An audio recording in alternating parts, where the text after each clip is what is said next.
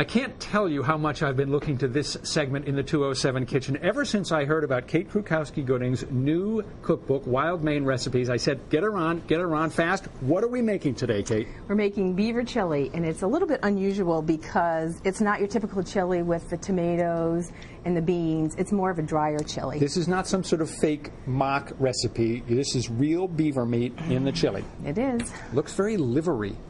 It is not. All right. It's very lean. Okay, let's get started. How do we begin? I've already started with some bacon fat in here. We're gonna sear the beaver. Yeah.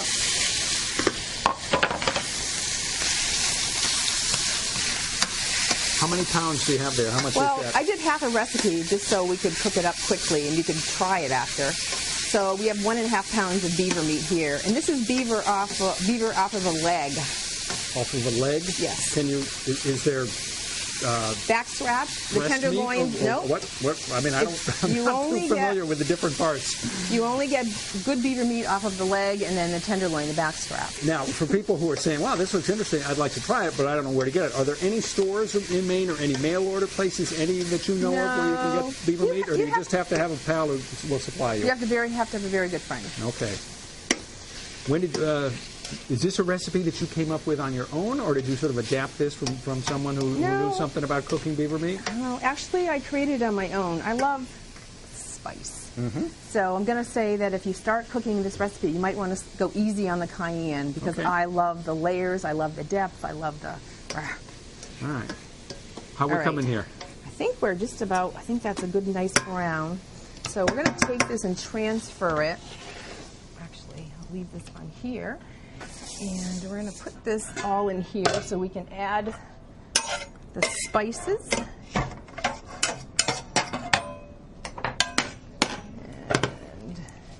And get this going. And so you've still got that on fairly low heat? Yeah, for right now. And so we're going to add cayenne, Mexican oregano. Mexican oregano is it's a nice spicy oregano.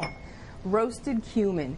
So I take the cumin and put it in a pan, cast iron pan, roast it, and then grind it. Wow. And the flavor, you get a much nuttier flavor. And then sea salt, and then we'll just give that stir for a minute. Now you're putting in a generous amount of spice. Is that because the beaver meat is not so great on its own and it needs some help? No. You're still going to be able to taste the flavor. All right, now we're going to add some minced garlic. I just love spice. You're just a spice hound. Okay. I'm a spice hound. Good. That's for sure. I like lots of spices too, but I just wanted to get the sense of whether the beaver is not so great on its own, and therefore, as I said, it needs some assistance. No, not at all. Okay. All right, so now I'm going to put the heat up a little bit. I'm going to add a little bit of water, just because beaver is so lean. I mean, look, you saw no fat left over. Yeah, no. Well, when I said that it looks like liver, and then you pointed out that it is extraordinarily lean, there's just no fat in it, right? You like tenderloin, right? I love tenderloin. Similar? Oh, wait till you try it. Okay. All right, now here's the key question. Obviously, most people are not going to be able to obtain beaver meat. So can you use other kinds of more readily available meats? Moose. Okay, they don't have that at my local supermarket. Okay, but that's good. Beef is the first one. This is a great recipe with beef. I'd recommend using a leaner cut. You can also elk, caribou, any other red meat that you really enjoy. All right. Or have in your freezer. Okay, so now we have a little bit of bubble coming out of this. So we're going to add, this is a combination of sweet Vidalia onions and yellow onions. It's all smelling very good with all the spices that we've put in now.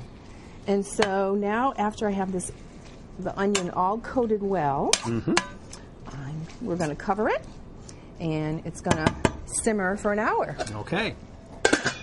And then it would be ready to go? And then it's ready to go. All right. So you've got a couple of other dishes that you've made that are also out of your cookbook. Tell us what we have here. Well, here I actually cooked the moose. My brother and I got a moose last fall. Yeah. Very exciting.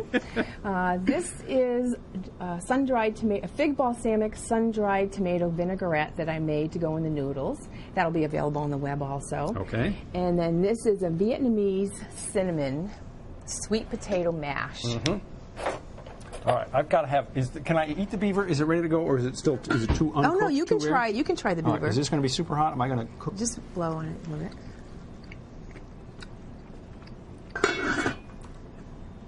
it doesn't taste like chicken. That's the good news. Actually, it tastes it's not unlike beef. And the spices. Kate does like her spices. Make no mistake about that. I do. So that's all you got to do. The Beaver chili is ready to go. Very, very simple. And we've got the 2 recipes for moose. There are other recipes for rabbit and goat and a lot of more traditional recipes. Right. A lot of seafood. Also, that I should say, in the cookbook, Wild Maine Recipes, Kate is going to be at Borders in South Portland tomorrow night from 7 to 9, and she'll be signing copies of her cookbook. And I have one little surprise for you. All right. Got to make it fast. Moose balls. What are they made out of? Chocolate covered peanut balls. I'll play straight, man. Chocolate covered peanut balls. I just had to bring that for Rob. Thanks, Kate. If you want to get the recipe for the chili or for the 2 moose dishes that Kate has made, just go to our website. The 207 section and the 207 kitchen section is where you'll find the recipes. Kate, great to have you here. Thank you so much. Thank you. Stay with us. Back with more of 207 in a moment.